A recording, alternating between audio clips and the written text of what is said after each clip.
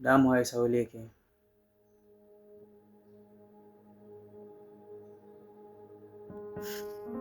Kumbuka, kumbuka kabla ya kushangilia, kumbuka kabla ya kunyamaza, kumbuka kabla ya kusema si mambo yangu.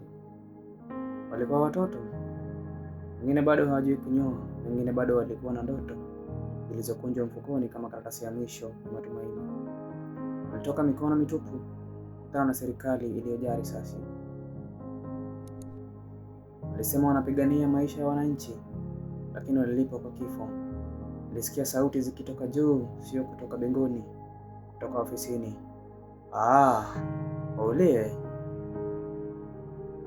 Piga risasi ya mguu. Kama maumivu yana kiwango, kama damu huuliza ruhusa kabla ya kumwagika. Wengine hawakujificha hata kidogo, uwe wote.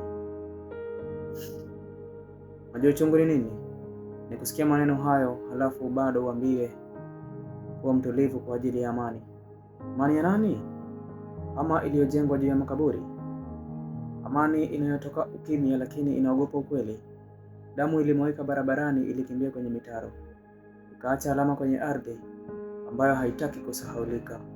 Mama akalia kimya kwa sababu kilio hakirudishi mtoto. Baba akakaa kimya kwa sababu machozi yake hayahesabiki kwenye bajeti. Ndugu akabaki na swali moja tu: kwa nini? Na leo hakuna kitu imefanywa, hakuna haki, hakuna majina mahakamani, lakini bado wanasema tutaua wengine. Bado walikuwa kaka zetu, walikuwa watoto wetu, walikuwa kesho iliyopigwa risasi leo. Usidhubutu kuwasahau, usidhubutu kufanya namba, usidhubutu kusema maisha yanaendelea. Wakati yao yalikomeshwa kwa nguvu. Tokea, amka, jiandikishe kupiga kura.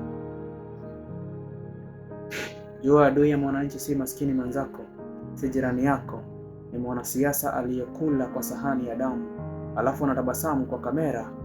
Na kama una nguvu, simama. Usingoje shujaa, kuwa yule uliokuwa ukimsubiri. Kwa sababu serikali inayoua watoto wake itaomba ukimya kama sala, lakini sisi tutajibu kwa sauti, kwa kumbukumbu, badiliko. Pumzikeni kwa amani, ninyi mlioanguka. Tutasahau, tutanyamaza. Damu yenu inatuita.